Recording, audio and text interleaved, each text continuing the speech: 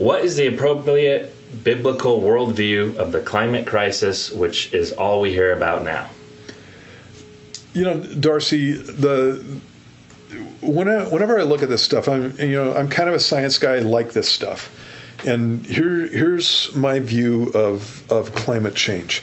If I thought it was true, I would be using it like crazy for last days stuff. Because the Bible talks about in the book of Revelation that there's coming a time when the sun is going to burn people. And so that's global warming. That's the real deal. So that's global warming. And so if I saw anything that was pointing towards this, I would definitely be using it. And what I'm talking about is anything that is outside of the norm. And so when the whole global warming thing came up and the whole climate change, they changed it to climate change now.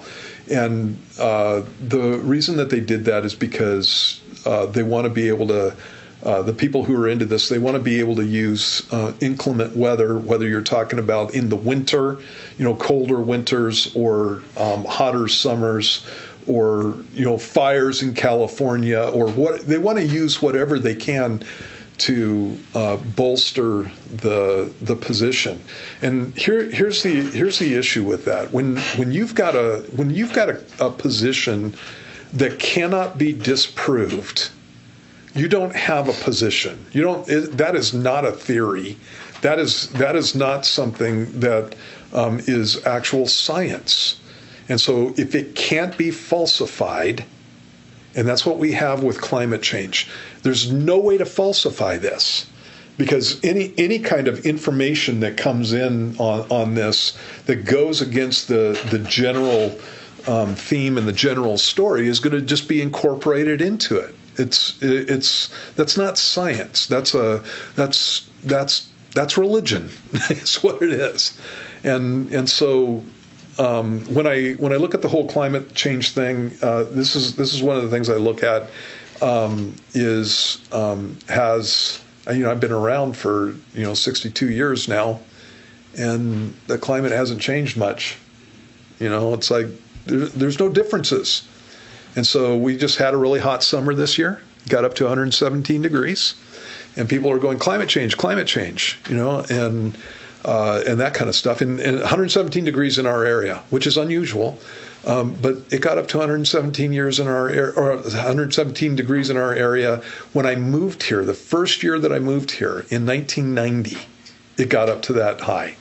And so here we are, 31 years later, and we had another 117 degree day. And so no changes in 30 years.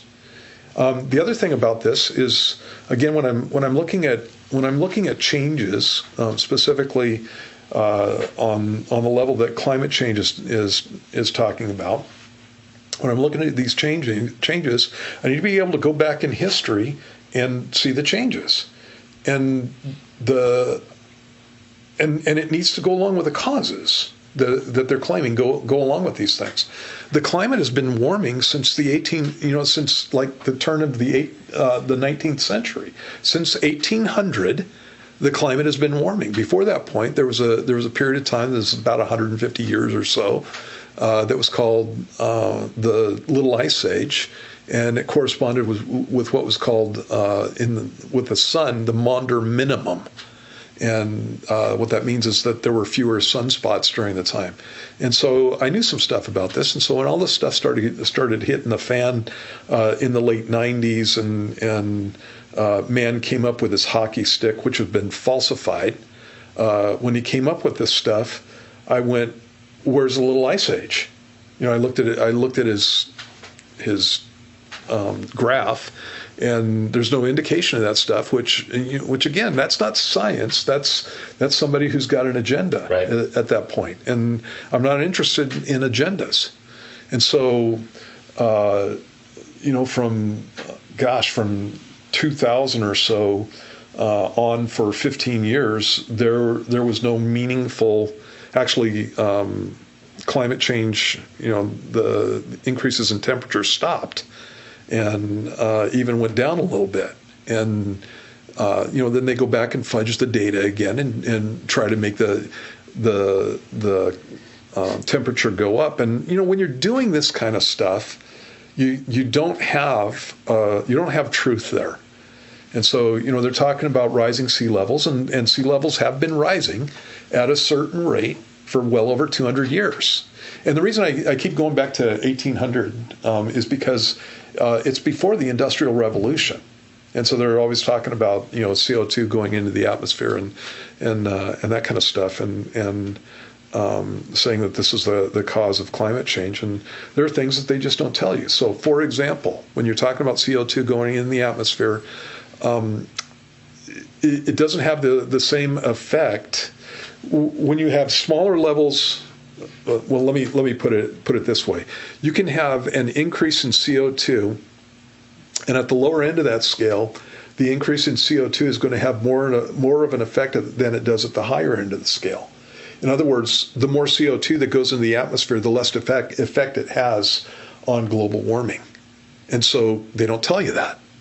And so they're talking about CO2 levels and how they're going up, and they're not telling you that the effects that take place from the CO2 levels going up are not the same as they were, say, 10 years ago. Another thing that you have about this is, and this gets lost in the whole argument, is that CO2 is plant food, you guys. And so when you have an increase in CO2, you are increasing. It's almost like there's this biofeedback type of thing that goes on with the earth. The more CO2 you get, the more plants that you get, the more plants you get, the more oxygen you get, which dilutes the CO2. And it's like it's this process that takes place in the atmosphere. And I don't see anybody who is talking about these things. I don't know if you knew this, but 700,000 kilometers of the Sahara Desert has shrunk. Really? Yeah, it's been greened up. 700,000 kilometers. Those are square kilometers of the Sahara Desert. I believe that's the size of France. It's the size of Germany, and so it's a huge amount of greening that's taking place in different places on the earth. And that again is going to do some stuff to ameliorate the things that these guys are talking about. And so again, if I saw anything that was pointing to the fact that we were going to have this over the top cataclysm because of temperature rise, every single one of the predictions, they've been making predictions on this stuff since the 70s and the 80s. It was in the 80s that I first heard about global warming. And they've been making predictions about this stuff for, that's a good 40 years now.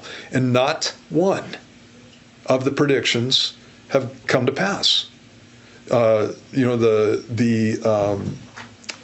keep an eye on the North Polar ice, and it was supposed to be gone in 2016. That's what all the predictions said. 2016, it was going to be gone, and it's still there. Mm-hmm.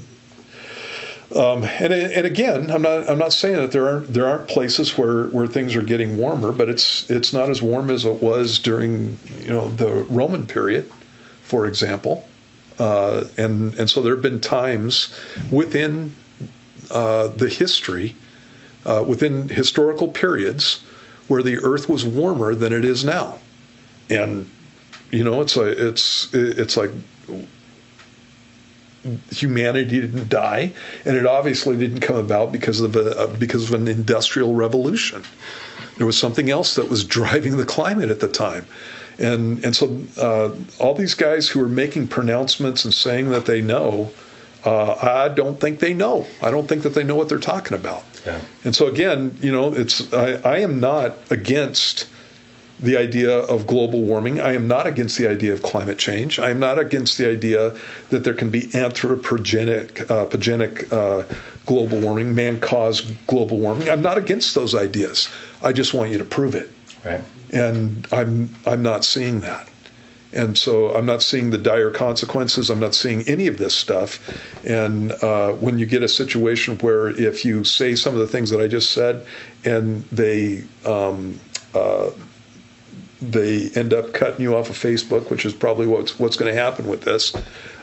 That's not science. Right. That's just nonsense.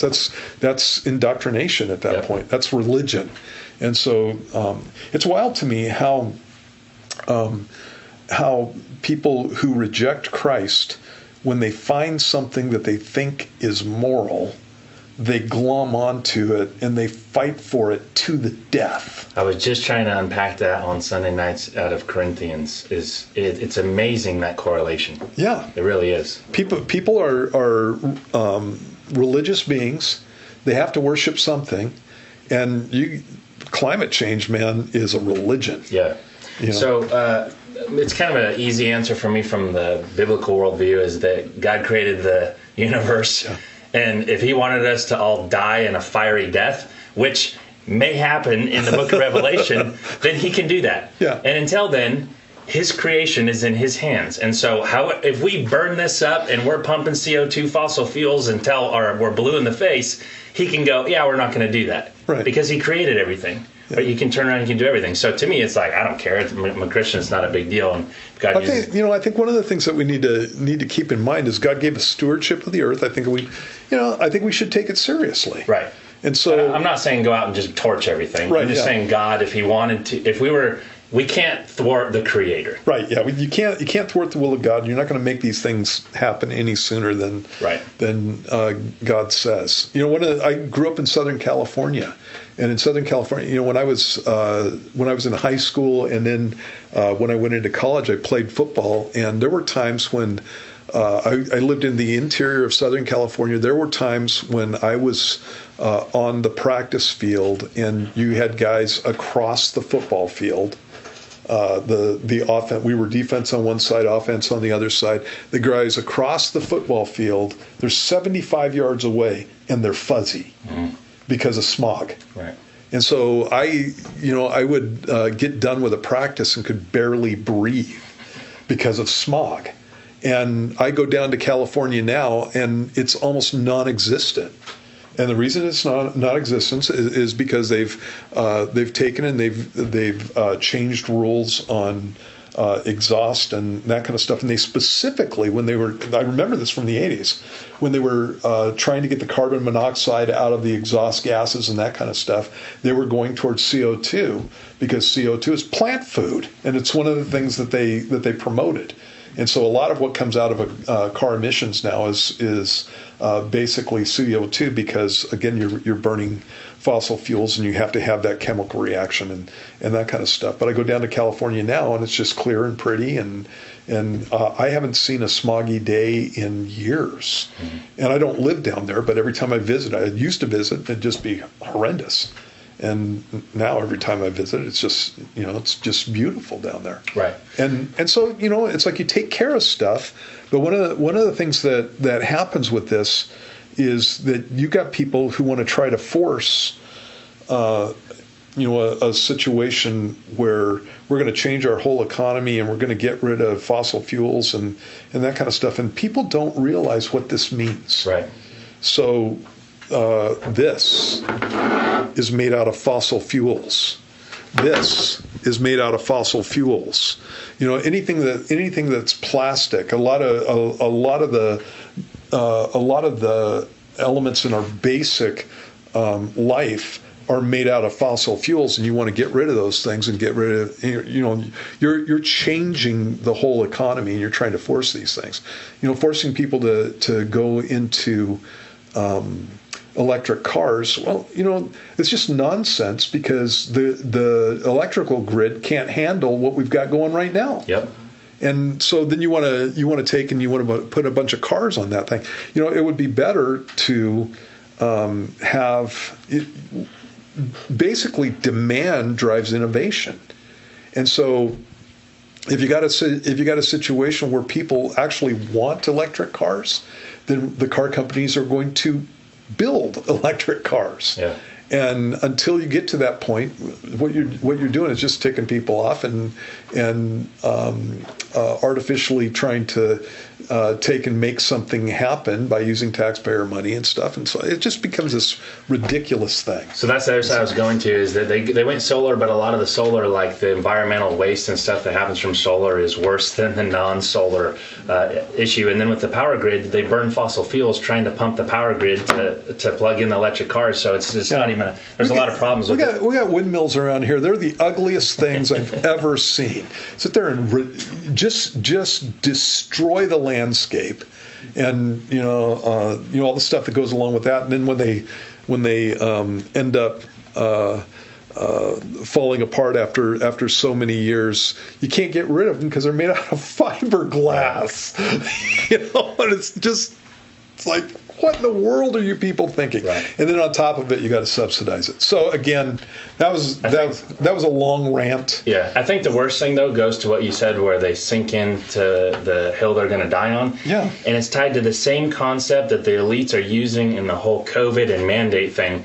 We will, by the economy, by telling you what you will do, by controlling your life and making it a virtue, push this issue. That the science, the truth, they don't want to talk about it. Well, we have this scientist, and it's all confusing, and well, just follow me. And then the elites, while they're flying around in their private jets and not wearing their masks and not doing anything that they tell you to do, are trying to be tyrannical and pushing the policy. And that's when it's like, okay, like you said, someone just posted the other day, 1980s quote, that in the year 2000, which is 15, 20 years down the road, we're all going to die. Yeah. And we're in 2021. Right. And still, they're using the fear to push the policies that, when I see that in the book is a tyrant that uses those policies to control us, and they don't understand it. Yeah, exactly. And so again, short answer is, that was a long answer. yeah, I would love global warming to be real, because I could use it in my Bible studies. But I'm not using it because it's not real. It's like I don't see the effects. They've been talking about the Maldives. It's an island chain sinking under the ocean because the islands are so low, and they've actually had an increase in real estate because they're rising up out of the ocean. Just give me a break. So. All right, Darcy, thanks for getting us fired up on global warming. Appreciate it.